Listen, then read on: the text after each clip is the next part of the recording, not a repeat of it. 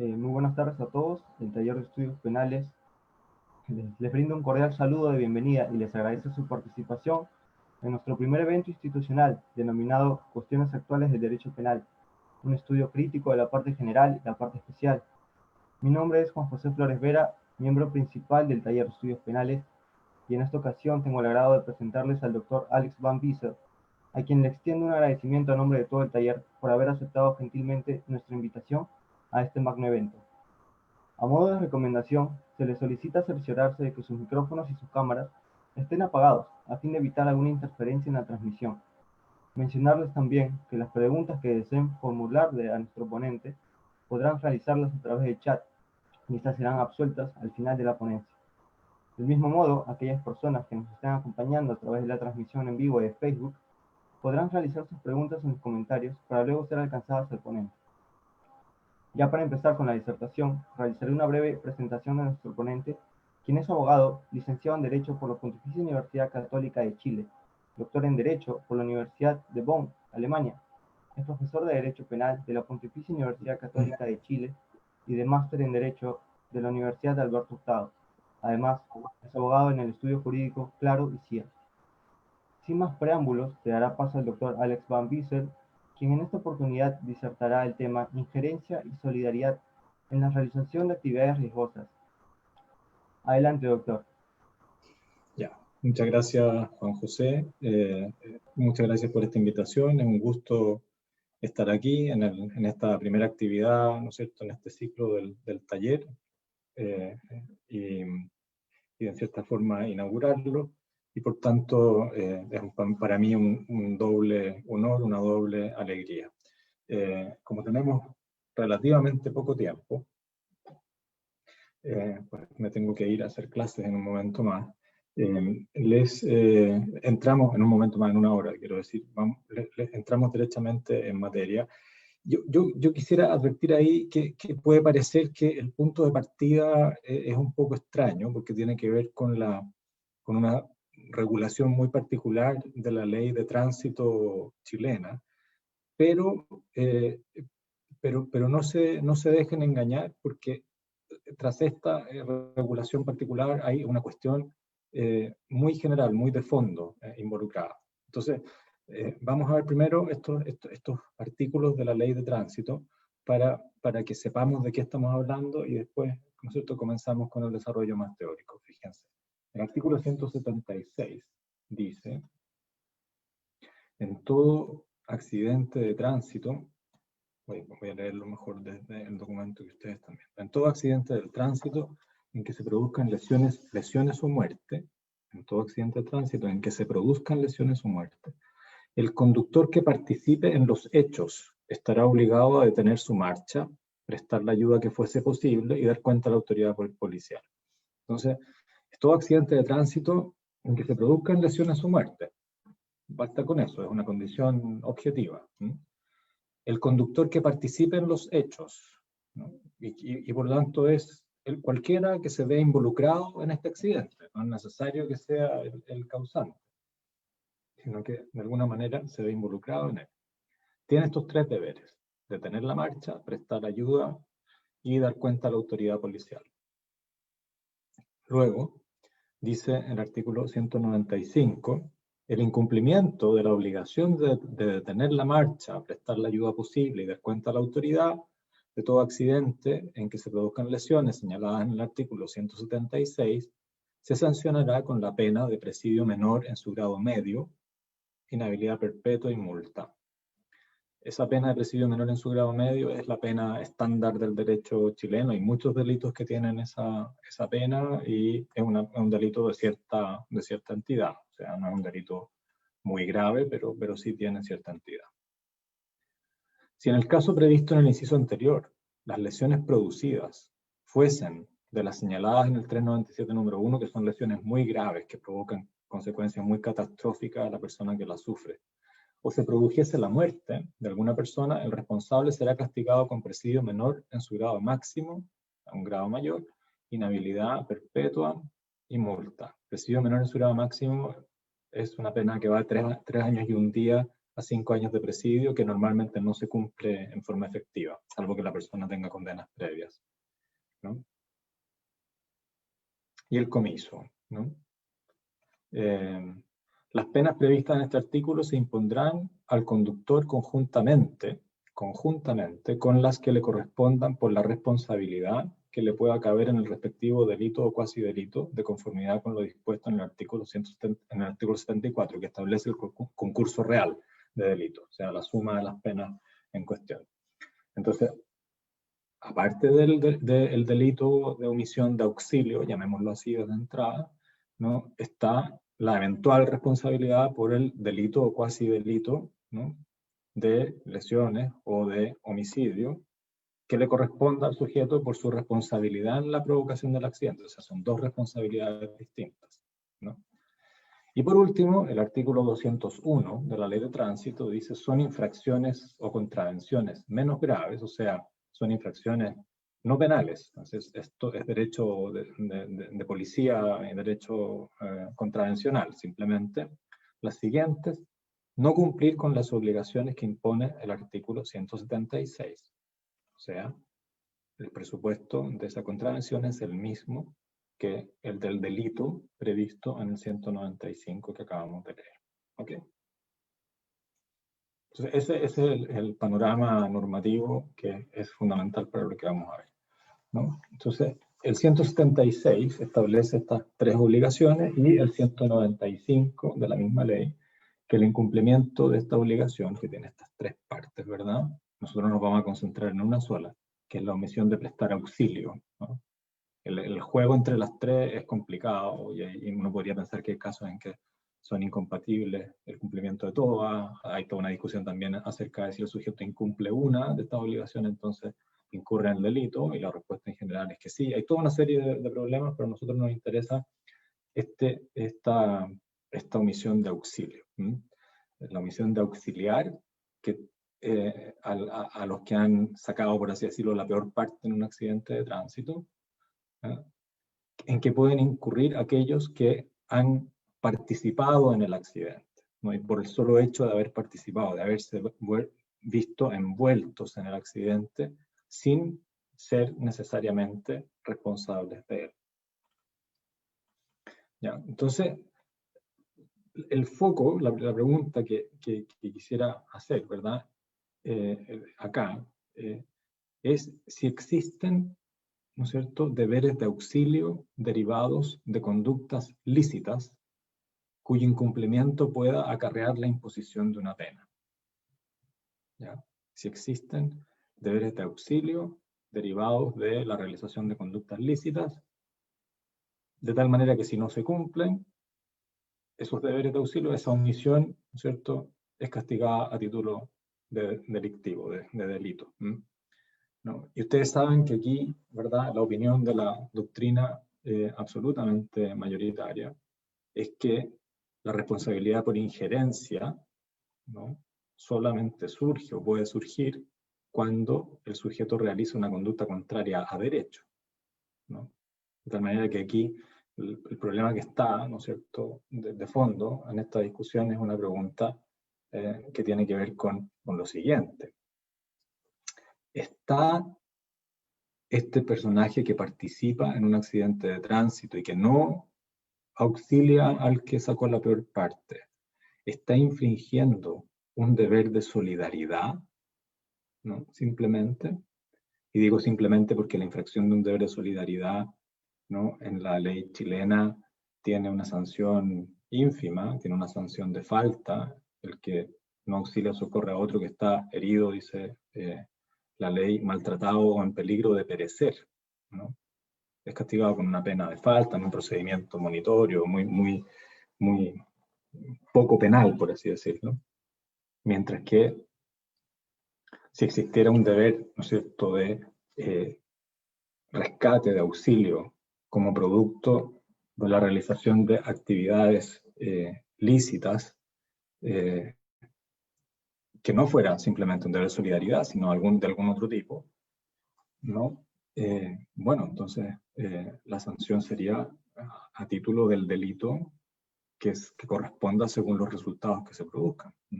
entonces será responsable de un delito de lesiones o de un delito de homicidio. Bueno, alguna jurisprudencia, más de alguna, a estas alturas en Chile, más de alguna, incluyendo una sentencia relativamente reciente de la Corte Suprema, entiende que el delito de omisión de auxilio en caso de accidente, este que estamos viendo, consiste en la infracción de un deber de solidaridad, que se activa por el solo hecho de haber tenido el conductor participación causal en el accidente. ¿No? En el fallo este que estoy comentando de la Corte Suprema, el acusado conducía aparentemente observando todas las reglas del tránsito, no hay ninguna afirmación en contrario en la sentencia, hasta que, dice la sentencia, el día y a la hora del accidente vio a una persona que se lanzó al vehículo por el lado del acompañante, a la cual golpeó con el espejo retrovisor del lado, ¿no es cierto?, del copiloto, miró por el espejo, no sé, bueno, ya no sé, dice por el retrovisor, no sé si es aquí o por el lado, lo vio de pie, dice el fallo, y siguió su marcha hacia su casa. A juicio de la Corte, esta conducta, seguir su marcha hacia su casa, realizó el tipo del delito previsto en el artículo 196, el que acabamos de ver, en la faceta de omisión de auxilio. El sujeto, ¿no?, incurrió en ese delito. Y como la persona resultó que después se murió, ¿no?, la pena es de presidio menor en su grado medio a máximo, es comiso del vehículo, es inhabilidad perpetua para conducir. Esta interpretación del delito a mí no me parece aceptable porque no explica varias cosas. Por ejemplo, no explica por qué este deber penal de solidaridad pesaría solo sobre el conductor y no también, por ejemplo, sobre el pasajero o sobre cualquier otra persona que esté en condiciones de prestar ayuda, ¿no?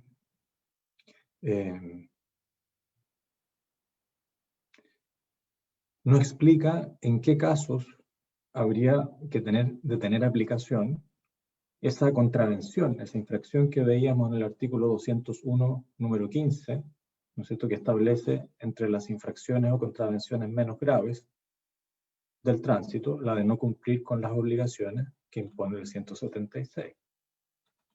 O sea, si conforme al criterio de la Corte Suprema, cada vez que un conductor no realiza lo que manda el precepto citado, con total independencia de cualquier otra consideración, porque se trata de un deber de solidaridad, comete el delito del artículo 195, entonces simplemente no hay espacio para la aplicación de la figura contravencional del 201, número 15. La interpretación de la Corte Suprema vacía por completo de contenido a esta figura.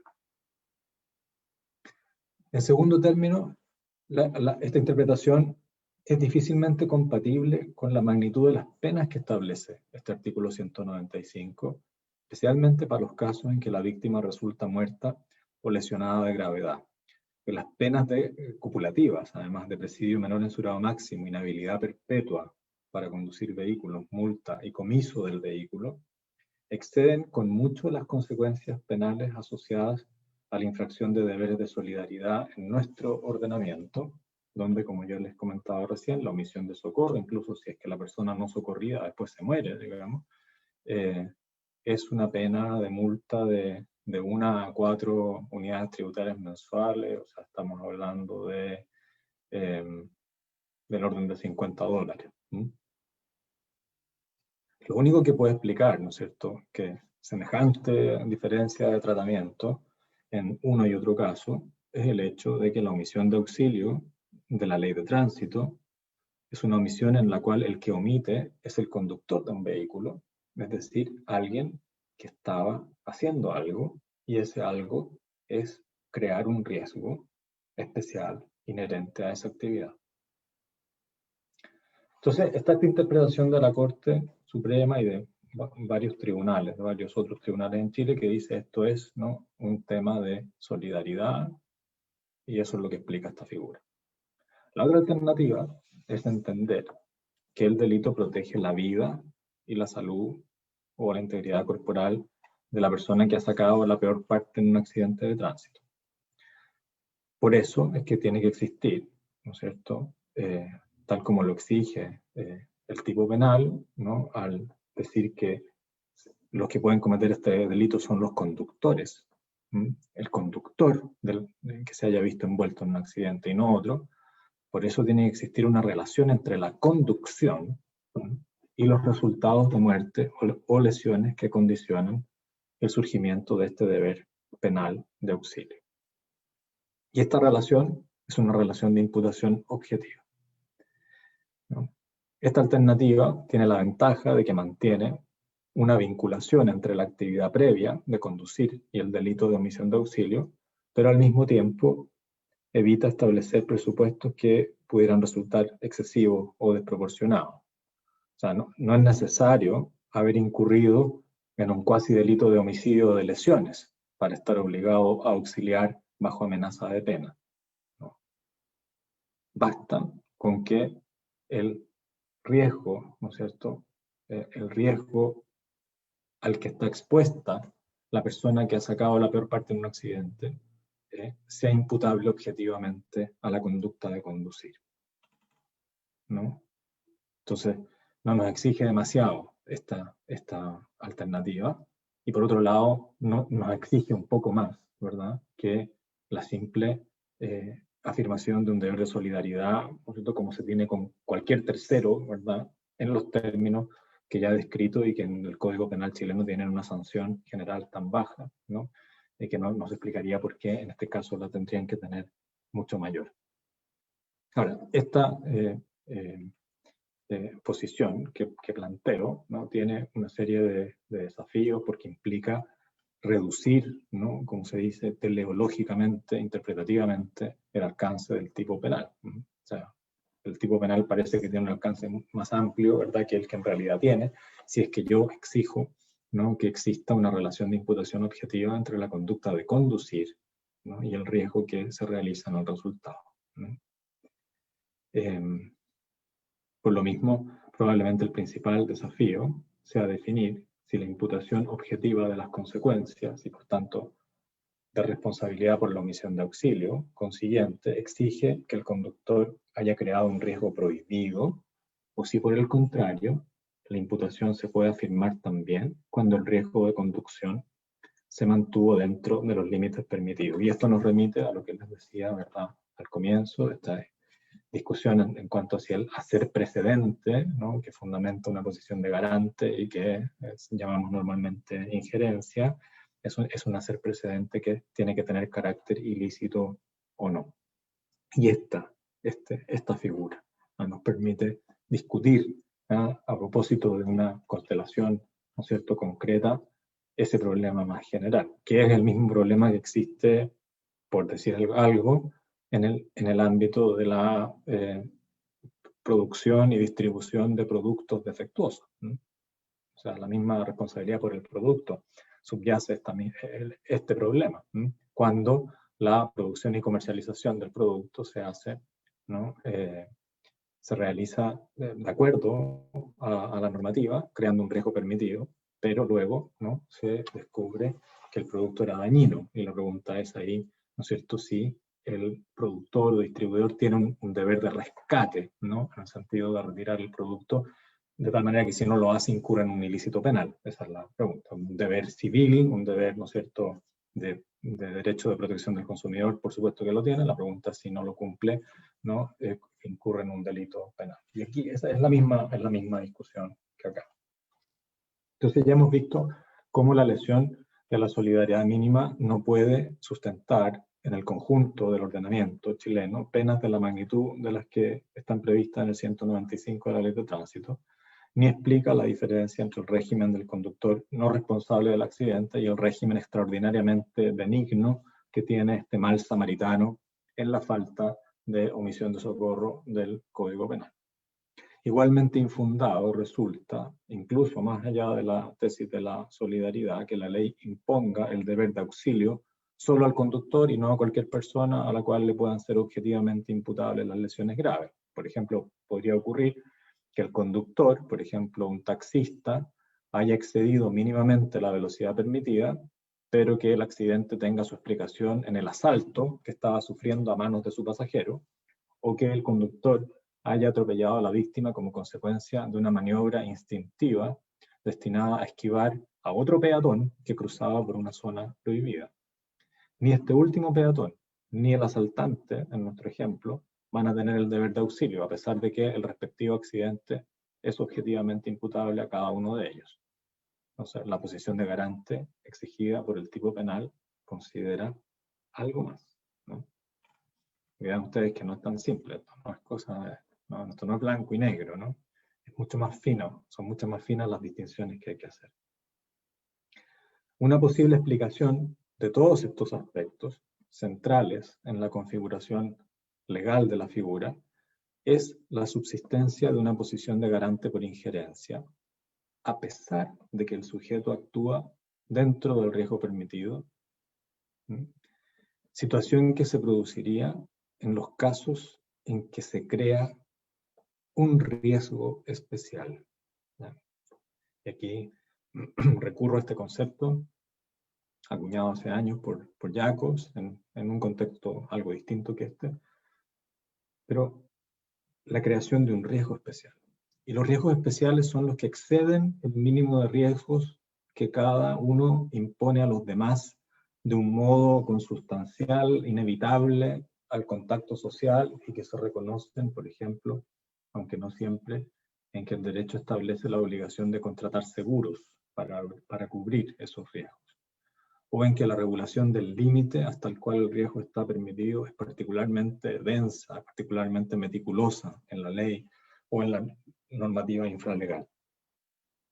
Esta posición de garante por injerencia de un riesgo especial está presente en todos los ámbitos en los cuales se permite crear riesgos de esta clase, incluyendo, ¿no es cierto?, ahora que están con los test de la vacuna del coronavirus, ¿verdad?, el test de medicamentos en seres humanos, ¿no?, la manipulación de material radioactivo, y la que ya decíamos hace un momento, ¿no?, que es esta actividad de colocar productos en el mercado, productos que a pesar de que se han observado todos los resguardos y medidas de cuidado exigibles, resultan ser dañinos para los usuarios o consumidores. La dogmática de la responsabilidad por el producto es un buen ejemplo de los esfuerzos por caracterizar esta idea de un riesgo especial. Es cierto que puede haber discusión en cuanto a si una determinada actividad constituye o no constituye un riesgo especial, ¿no?, que se distingue del simple riesgo permitido, ¿no?, en esto que estamos viendo, ¿no?, en este particular, por así decirlo, en esta particular virulencia, ¿no?, del riesgo que es un riesgo que va más allá de aquello que trae consigo, ¿no?, consustancialmente la vida en sociedad.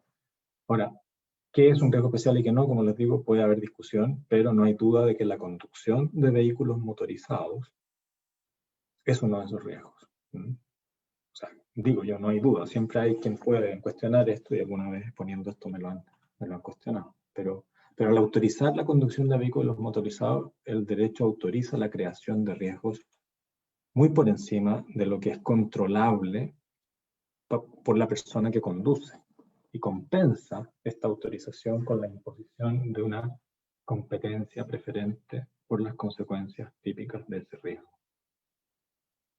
En realidad, los casos de creación de un riesgo especial son casos de especial responsabilidad de una persona por un cierto riesgo o conjunto de riesgos.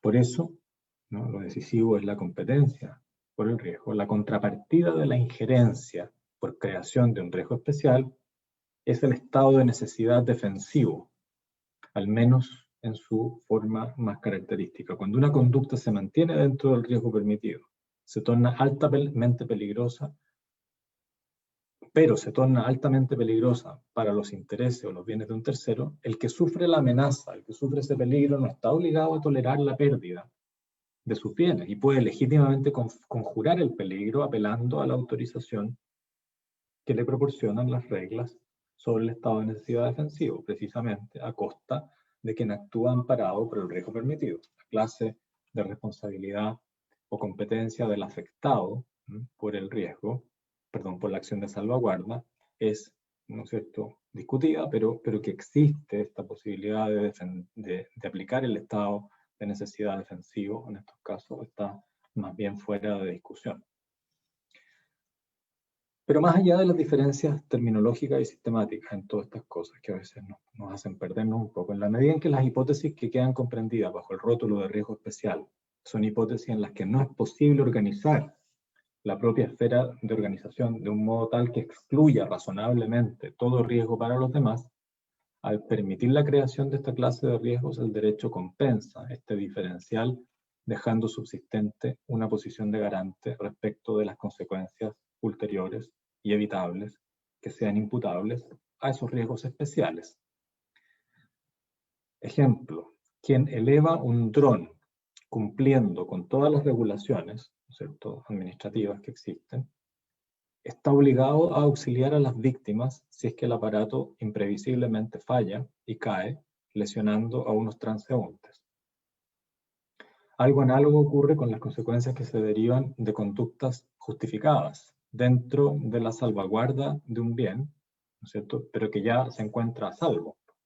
El que ha conjurado el mal amenazante tiene que impedir, en la medida en que le resulte posible, que la acción de salvaguarda siga produciendo efectos de un modo inútil y por tanto desproporcionado hasta llegar, por ejemplo, al aniquilamiento de la fuente de peligro, ¿no? Y no sé, si alguien descubre que un sujeto que entró a robar a su casa, ¿no?, y está justo en ese momento buscando qué apropiarse en el sótano, y el sótano es un sótano que tiene una puerta de seguridad, ¿verdad? Y el dueño de casa cierra esa puerta de seguridad, con lo cual impide que el sujeto salga, y después se va de vacaciones, digamos, por 2 meses. No lo puede hacer. O sea, tiene que, una vez asegurado, ¿verdad?, la defensa legítima frente al robo, tiene que preocuparse de que esta persona pueda salir, digamos, de ese sótano, acompañado por la policía, será, pero que pueda salir, no lo puede dejar morirse ahí. En Chile tenemos algunos casos en este sentido, de la jurisprudencia, donde la jurisprudencia ha condenado por homicidio por omisión, de un sujeto que ha obrado justificadamente al repeler la agresión. Uno podría objetar, sin embargo, que este planteamiento termina por volver irrelevante la infracción del riesgo permitido, porque la transgresión o la ausencia de transgresión no solo haría lo mismo a los efectos de desencadenar el deber de auxilio, sino también para afirmar o negar la responsabilidad por el cuasi delito. O la antigua cuestión acerca de los requisitos de la injerencia y lo que decíamos antes, si se exige o no un comportamiento previo que sea contrario a derecho. O sea, la pregunta es si la actuación dentro del riesgo permitido produce el efecto de desactivar en todo caso o no la correspondiente posición de garante. Y sobre esto hay una interesantísima discusión en la literatura que nos vamos a ahorrar en razón del tiempo, que me voy a saltar. Pero me remito a lo ya dicho, ¿no? La pregunta es, ¿será realmente posible para el que actúa dentro del riesgo permitido o justificadamente desligarse por completo de todas las consecuencias que se puedan producir en el futuro como consecuencia de su actuación permitida, pero riesgosa o derechamente lesiva de los bienes jurídicos de otro?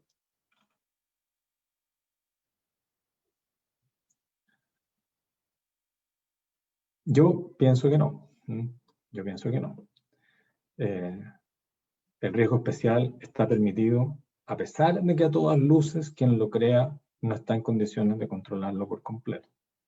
El ordenamiento compensa este déficit con la obligación penalmente garantizada de neutralizar en lo posible las concreciones ulteriores de ese riesgo. El riesgo especial se comporta así del mismo modo en relación con los deberes de aseguramiento y neutralización que la conducta que está amparada por una causa de justificación, en la que hay menos discusión. Mi ejemplo del sótano, ¿verdad?, es un ejemplo bien poco discutido, ¿no? Y pienso que lo mismo vale, la misma idea vale para las actuaciones dentro del riesgo permitido. La realización de la conducta riesgosa está permitida y las consecuencias lesivas imputables a ella no dan lugar a responsabilidad por el delito de resultado, pero sí imponen un deber de neutralización jurídico penalmente relevante de aquellos efectos ulteriores que sean evitables. Cuando un conductor pasa a llevar con su vehículo a un ciclista, por ejemplo, porque las condiciones de visibilidad eran extraordinariamente deficientes, a pesar de que en principio ambos han cumplido exactamente con las reglas del tránsito, el conductor debe asegurarse de que el ciclista salga de la vía de circulación para impedir que sea atropellado por un tercero. Y si no lo hace, responderá por las lesiones que el ciclista sufra como consecuencia de un segundo atropello, aunque no le quepa responsabilidad alguna en las lesiones que su propio vehículo le provocó. A la misma constelación pertenecen los casos de puesta en circulación masiva de un producto con observancia de todos los resguardos técnicos exigidos, pero cuya insuficiencia, comprobada con posterioridad a un evento lesivo, lo hace peligroso para los consumidores. El fabricante, igual que el conductor apegado a las normas, no responderá por el evento lesivo, pero debe neutralizar ulteriores y evitables concreciones de ese riesgo retirando el producto de circulación. Esto lleva a la necesidad de precisar el objeto de la competencia del conductor, que se ha mantenido dentro de los límites del riesgo permitido. Cuando afirmo que el conductor debe estar en alguna posición de garante respecto de la concreción de ciertos riesgos que son inherentes a la conducción, y que esa posición de garante tiene que encontrarse activa conforme a los criterios de imputación objetiva, esta afirmación se refiere a aquellas concreciones cuya producción requiere el transcurso de un cierto lapso de tiempo, lapso durante el cual es posible intervenir en orden a su evitación. Quien ha creado un riesgo especial no queda exento del deber de neutralizar estas concreciones de los riesgos que ha creado, aunque el riesgo permitido desactive su posición de garante en relación con los efectos inmediatos de la conducción. Así, también el conductor que ajusta su comportamiento a las reglas del tráfico motorizado puede ser responsable de un cuasi delito de homicidio y de lesiones si es que estos resultados son la realización de un riesgo consecuencial, pero inherente a la conducción de esta clase de vehículos, es decir, un riesgo que estaba obligado a neutralizar. Lo que ocurre es que en muchas de estas hipótesis puede resultar particularmente difícil establecer qué riesgo se ha realizado, o peor aún, cuál de todos los riesgos observados en la especie constituye la explicación prevalente del resultado. Y a esta dificultad se añaden las consideraciones de imputación subjetiva y el problema de los daños que se producen como consecuencia de la acción de terceras personas o de la propia víctima, etc. Precisamente aquí es donde encuentra su sentido una figura como la establecida en el artículo 195 de la Ley de Tránsito. Su función primaria no es crear una responsabilidad donde no existe, sino evitar estos problemas de imputación en los casos de conducción dentro de los límites del riesgo permitido, ¿no es cierto?, haciendo posible la atribución de un delito de peligro respecto de los mismos bienes jurídicos y sancionado además con una pena relevante.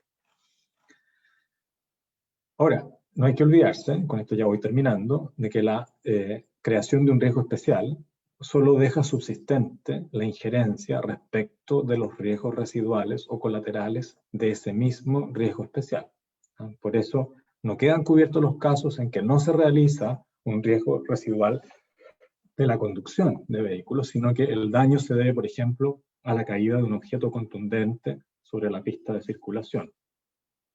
Por otro lado, el riesgo especial solo tiene incidencia en una de las instituciones dogmáticas de la imputación objetiva de conductas, que es el riesgo permitido. Por lo tanto, podría ocurrir que ni siquiera surja un deber del conductor de neutralizar consecuencias ulteriores si es que otros institutos de imputación de conductas, principio de confianza, actuación a riesgo propio, prohibición de regreso, o de la imputación de resultados, impiden, ¿no es cierto?, que ese deber surja. La idea del riesgo especial modulado reduce así la contravención del artículo 201, número 15, a los casos de lesiones que no son justamente, que no son imputables a la conducción ni atribuibles siquiera a la realización de ese riesgo residual que es inherente a ella. Por ejemplo, el atropellado se arrojó sorpresivamente bajo las ruedas del auto. Un neumático lanzó despedido un objeto no visible para el conductor que impactó a un transeúnte y lo lesionó.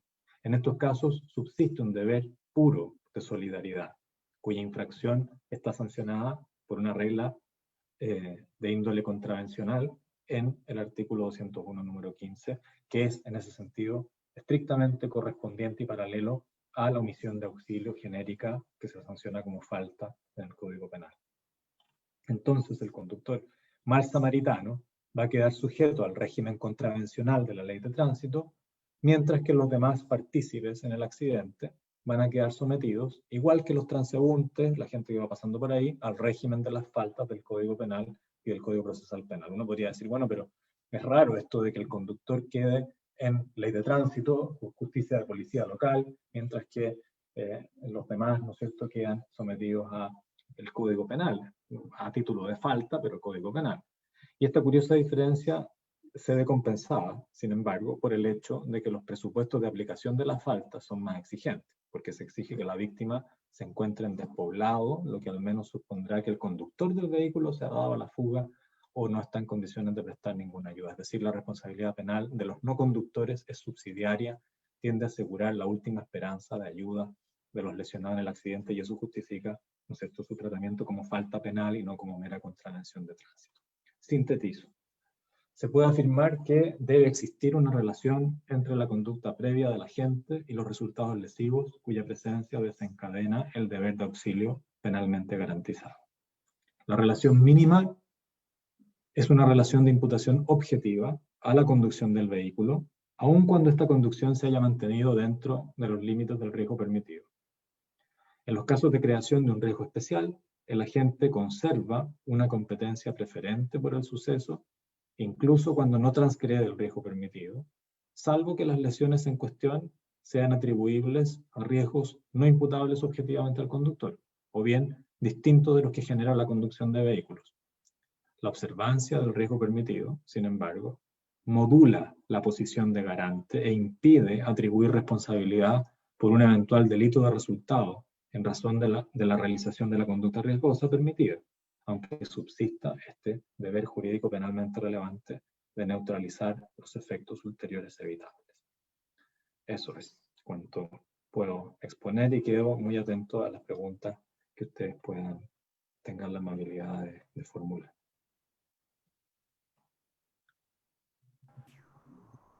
Sí, muchas gracias, doctor Alex Van Visser, por su disertación. Ahora pasaremos a la ronda de preguntas.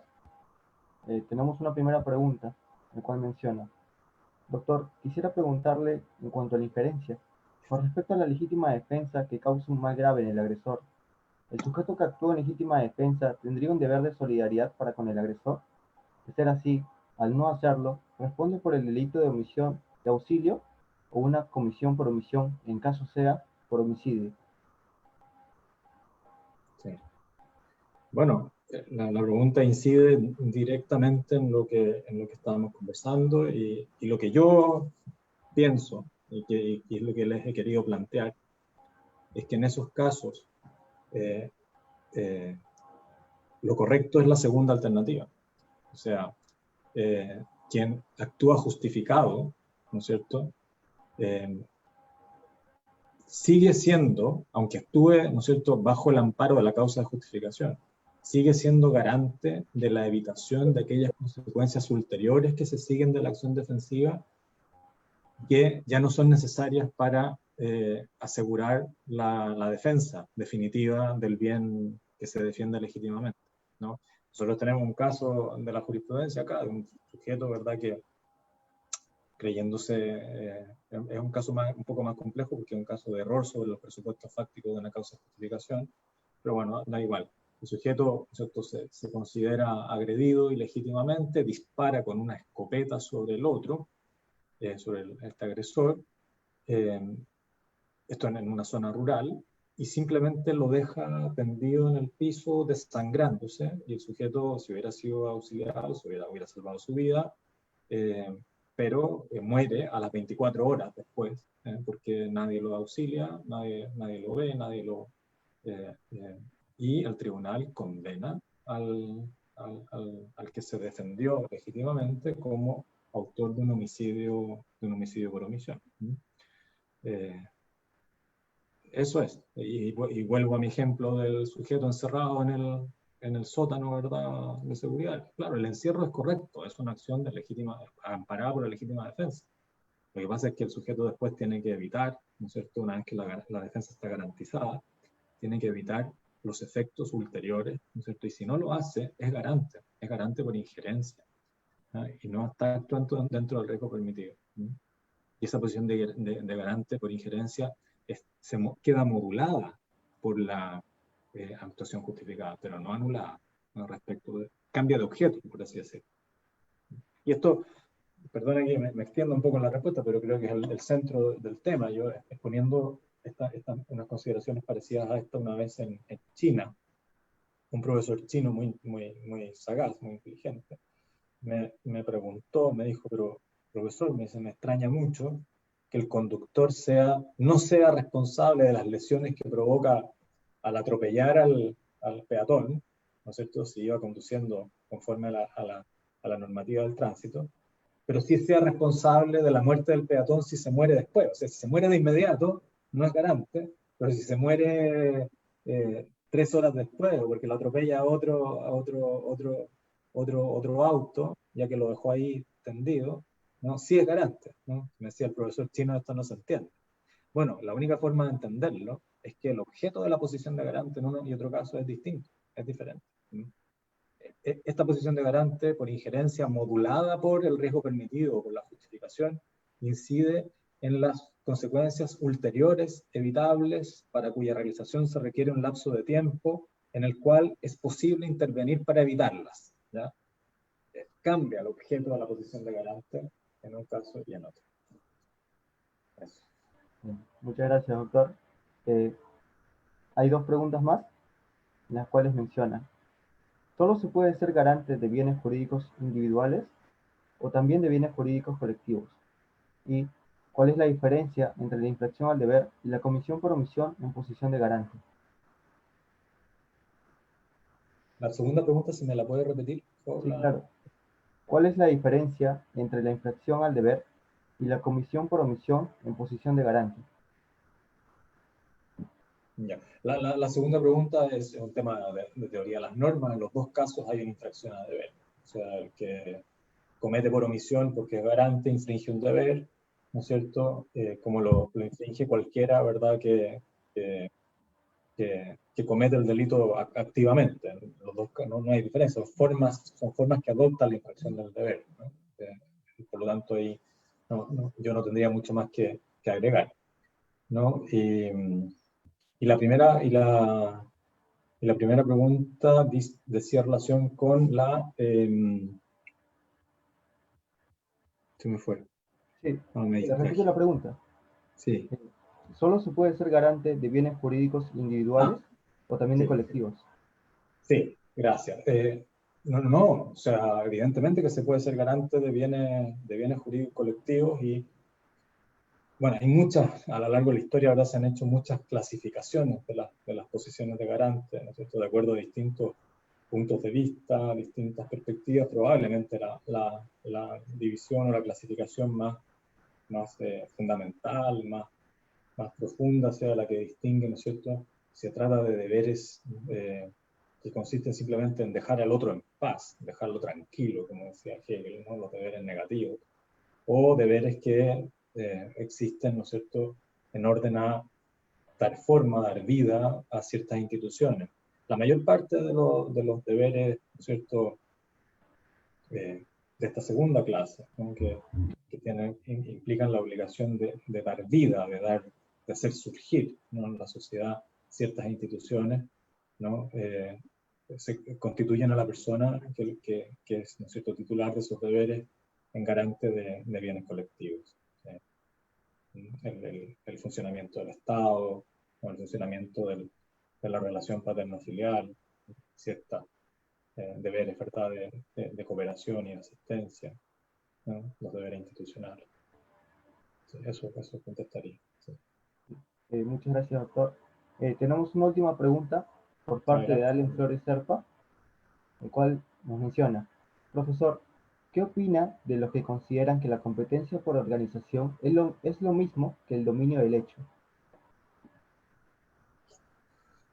No, no es correcto eso, porque se puede ser competente por organización, ¿no es cierto?, aunque no se tenga el dominio del hecho. El dominio del hecho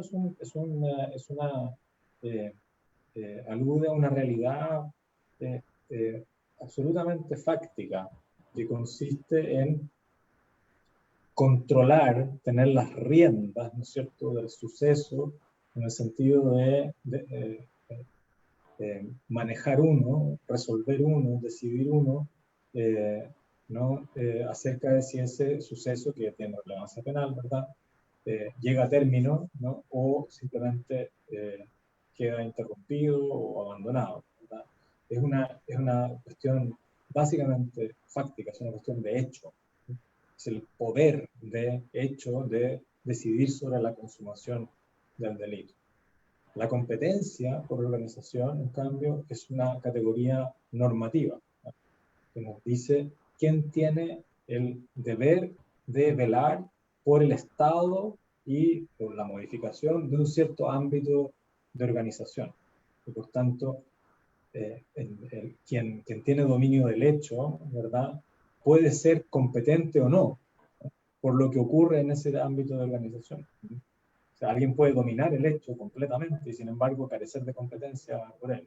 Alguien puede no dominar el hecho fácticamente y sin embargo ser perfectamente competente de lo que allí sucede. Le doy un ejemplo no sé, de un delito ambiental, así en términos muy caricaturescos, pero para que se entienda. Si el delito ambiental consiste en verter, ¿no es cierto?, una gran cantidad de, de químicos en un curso de agua y esos químicos se vierten, ¿no es cierto?, activando, accionando una esclusa, una compuerta, ¿no?, que los echa a ese curso de agua.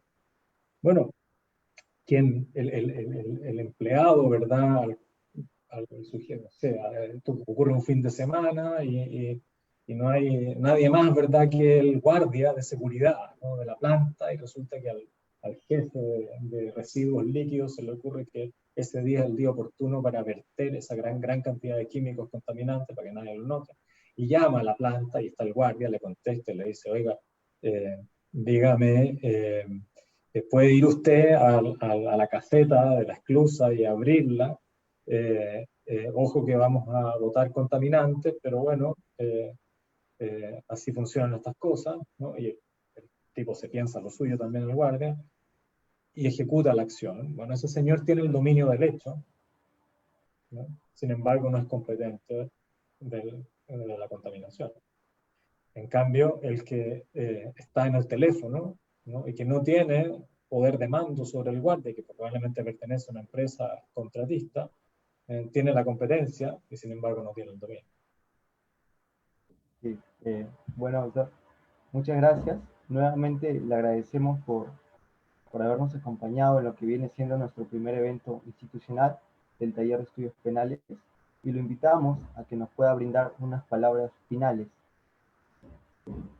Bueno, yo no soy muy bueno para hablar, así que seré muy breve. Yo los felicito por esta iniciativa. Siempre me ha impresionado mucho el entusiasmo el empuje, ¿verdad?, de los estudiantes peruanos, que ya nos quisiéramos nosotros acá, para generar estas instancias, eh, eh, estos momentos, ¿verdad?, de discusión.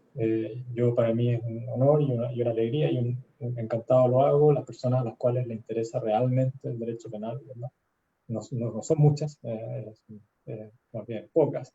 Así que para mí es un agrado y un honor poder participar en una actividad como esta y los felicito y los animo a seguir desarrollándola y a desarrollar muchas otras también de este mismo tipo. Entonces, eso. Muchas gracias, doctor, por sus palabras y realmente esperamos que pueda acompañarnos en una siguiente ocasión. De igual manera, le agradecemos a cada uno de ustedes por habernos acompañado el día de hoy y los invitamos a que enciendan sus cámaras para poder tomar la foto institucional.